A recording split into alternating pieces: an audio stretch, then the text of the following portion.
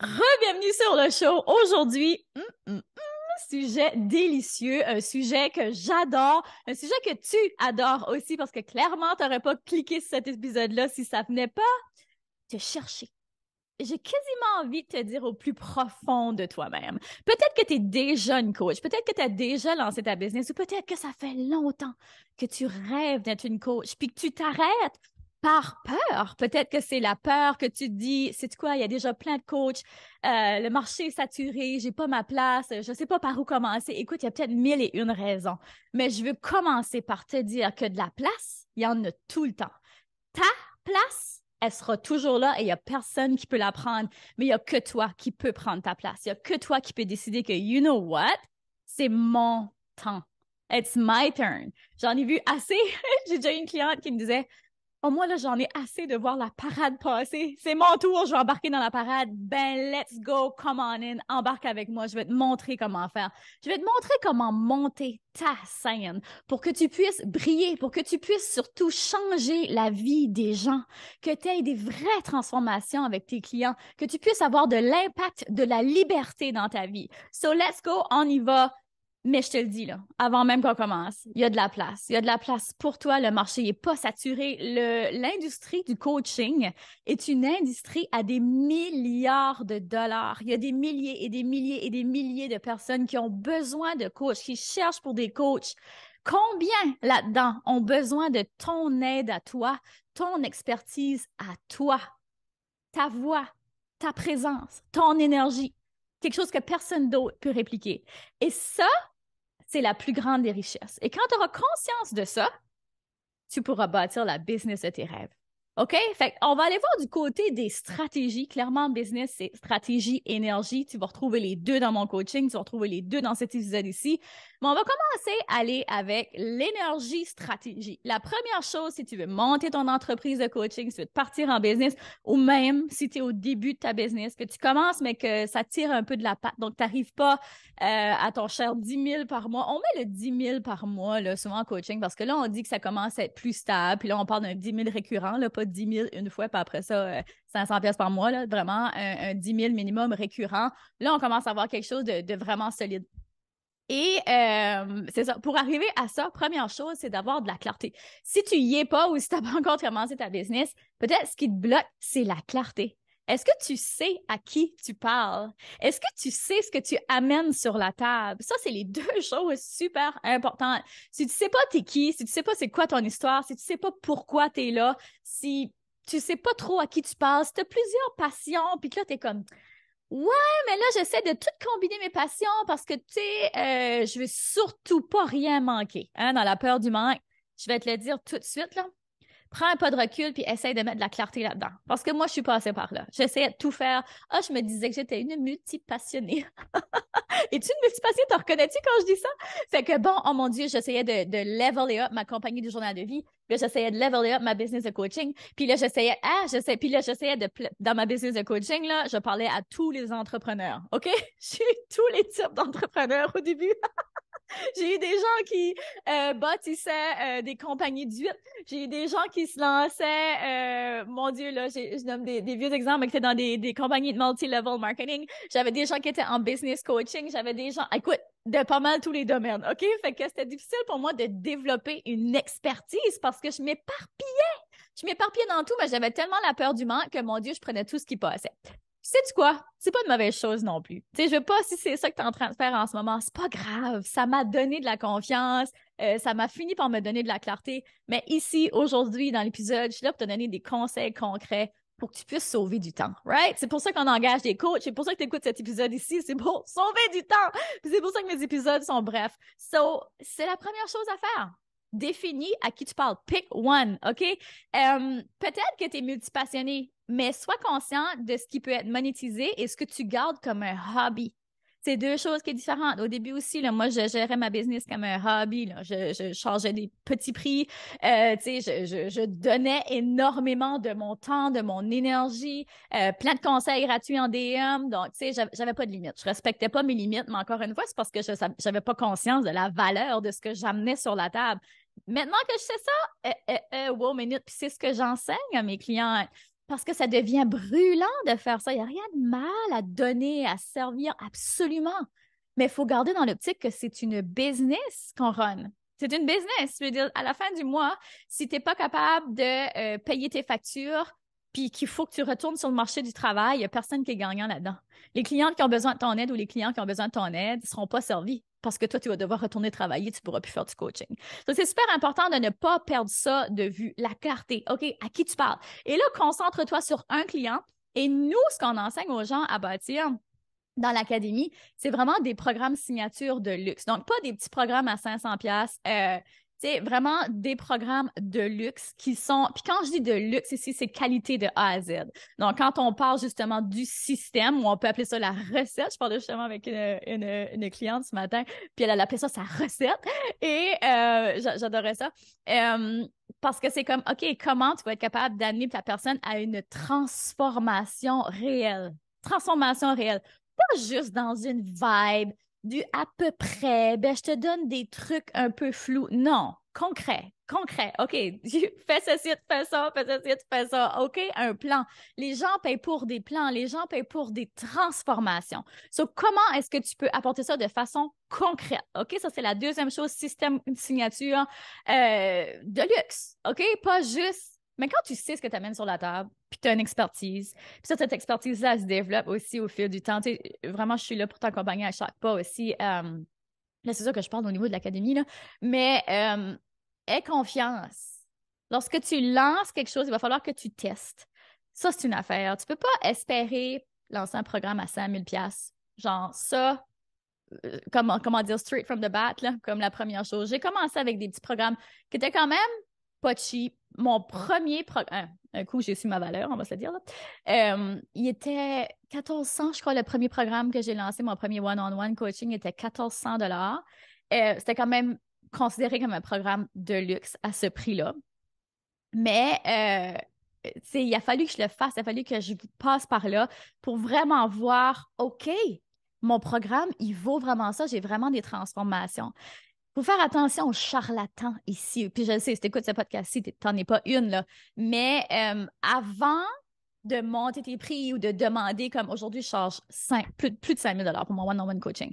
Parce que je sais, j'amène des vrais résultats et je sais que mes clientes qui prennent ce coaching-là avec moi, elles ont 3 fois, même plus, les résultats avec le coaching. So, c'est tellement facile. Puis ça, c'est mon troisième point, qui est la vente et le marketing. Ça, c'est la troisième chose qu'il faut que tu sois capable de nailer, comment on dit en français. La troisième chose que tu dois devoir maîtriser en business, t'as bien beau savoir qui tu es, savoir à qui tu parles, avoir le meilleur programme signature, apporter les plus belles transformations. Si tu n'es pas capable de vendre ton offre et de te démarquer des autres, ça risque de faire point, point, point. T'sais? Donc, comment est-ce que tu peux arriver à ça?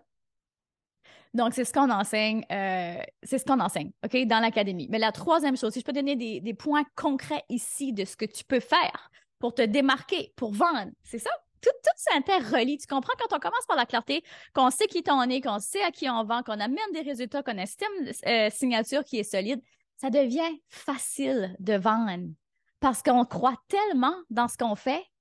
On le voit, les résultats, on voit les transformations dans la vie des gens, que c'est comme, it's easy peasy to sell.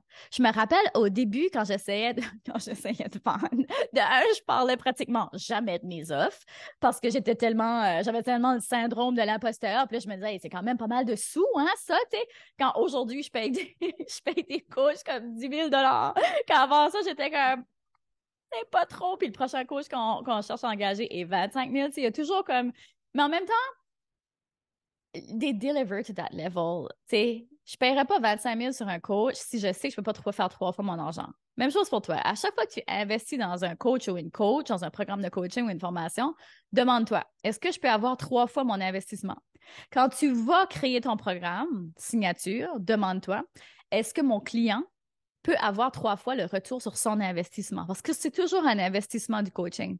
C'est toujours. Si tu n'as pas un retour, si tu n'as pas le retour espéré, ça peut être pour différentes raisons. Peut-être que le programme n'était pas adéquat pour tes besoins ou peut-être que toi, tu n'as pas mis le travail pour atteindre ces résultats-là. Tu vas toujours apprendre quelque chose. Fait que d'une manière ou d'une autre, Je pense que c'est jamais perdu puis qu'on apprend toujours quelque chose de ça. Je vous conseille de faire vos recherches avant d'engager un coach pour voir, tu sais, y a-t-il vraiment des résultats? Est-ce que sa façon d'enseigner, ça me parle? Son énergie, ça clique avec moi? Est-ce que sa philosophie, sa façon de faire, c'est son système? Tu sais, parce qu'il y a différentes façons de monter une business. Puis si vous voyez un coach, vous entendez un coach qui dit c'est juste ma façon qui fonctionne et si tu ne fais pas de ma façon, tu réussiras jamais en business. Cours dans l'autre direction, OK? Le plus vite possible. Malgré que quand je fais mes podcasts puis quand je suis dans l'académie, je suis comme guys, vous devez faire ça, ça fonctionne. On l'a testé, on l'a vu à ma entreprise à quelle fois ça fonctionne. C'est toujours des propositions. C'est toujours des propositions. On est convaincu que ça fonctionne. But hey, on n'est pas le bon Dieu. Comme essaye-le, puis vois pour toi si ça fonctionne. Mais être un coach, c'est toujours d'agir. Tu sais, être un coach, puis être une psychothérapeute, là, parce que moi, c'est mon background, il y a tellement de points communs. On est là pour proposer des solutions aux gens, mais on est là pour leur faire voir quelles sont les meilleures options pour eux. On n'est pas là pour leur dire quoi faire. On est là pour leur proposer les solutions. On peut faire des reflets en coaching. Si c'est une coach, c'est exactement de quoi je parle. On est là pour leur faire des reflets parce que des fois, ils ne voient pas. Des fois, on ne voit pas qu'est-ce qu'on fait de mal. Des fois, on ne voit pas c'est quoi la meilleure niche pour nous, par exemple. Justement, que la cliente que je parlais ce matin, elle est arrivée puis elle était comme ah, j'ai ça, ça, ça, ça, ça. Écoute, dans 5 minutes, je suis comme bam, c'est ça ta niche. Comme c'est facile. Elle était comme ah oui, t'as raison. Comme c'était juste là sur mon nez, puis je le voyais pas. Des fois, on est juste comme entremêlés, puis des fois, on a le nez dedans, puis on voit pas. Puis moi aussi, je suis déjà passée par là quand je vous ai dit ma période là, de multipassionnée où j'avais comme. Je savais plus quoi lancer comme idée de business. Puis c'est souvent une problématique en entrepreneuriat parce qu'on est tellement passionnés. On tripe sur tout, on est curieux, on est entrepreneur. Pour vrai, on est capable. Écoute, moi, je suis certaine, convaincue, quand tu es une entrepreneur dans l'âme, puis que tu es prête à faire le travail qui va avec, puis tu développes la confiance, parce que c'est surtout la confiance, pour vrai, là, qui va t'amener confiance, persévérance, résilience. Ça, bien avant le talent, ça va t'amener à tes résultats. You're gonna get there. Je suis pas la personne la plus intelligente, mais sapristi que je suis résiliente puis que je lâche pas. Ça fait longtemps que je suis en business, guys. Ça fait longtemps que je mange mes croûtes. Mais est-ce que je suis la plus intelligente? Est-ce que je sais tout? Est-ce que j'ai quelque chose de plus que toi? Absolument pas. Absolument pas. Mais j'ai développé cette résilience-là. Je suis constante, je suis curieuse, je suis toujours en train de me former.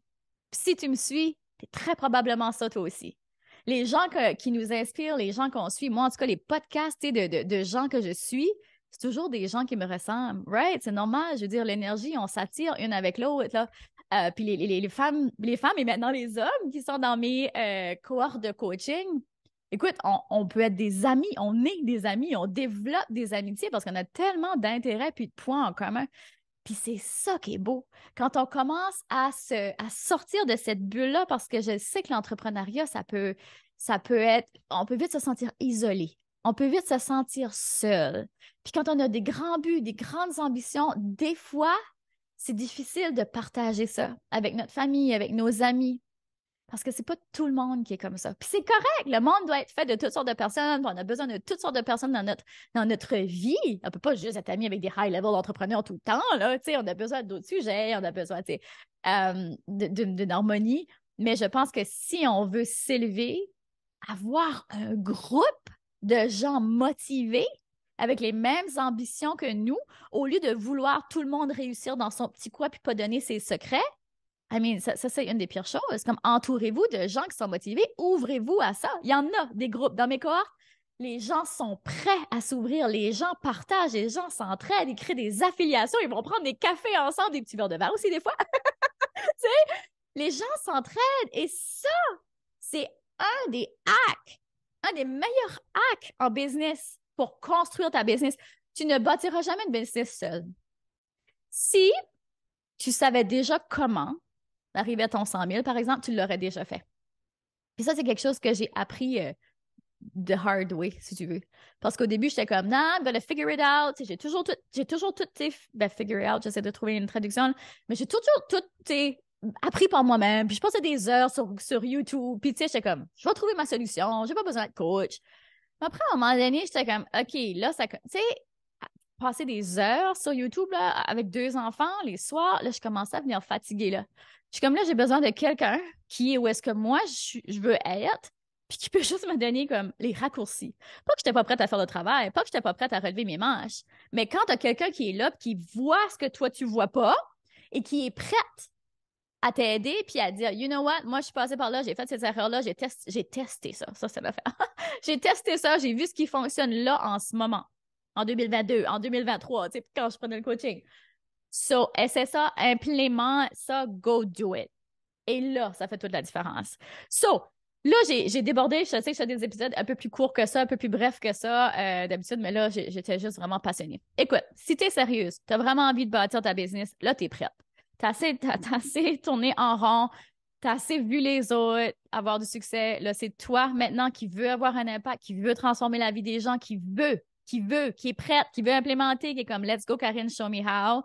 Eh bien, je vais lancer une masterclass. Les portes ouvrent à partir de là, aujourd'hui, et la masterclass est la semaine prochaine. Donc, tu as toute la semaine pour t'inscrire. Donc, mettons que tu écoutes le podcast jeudi, c'est correct, t'es bonne, t'es encore right.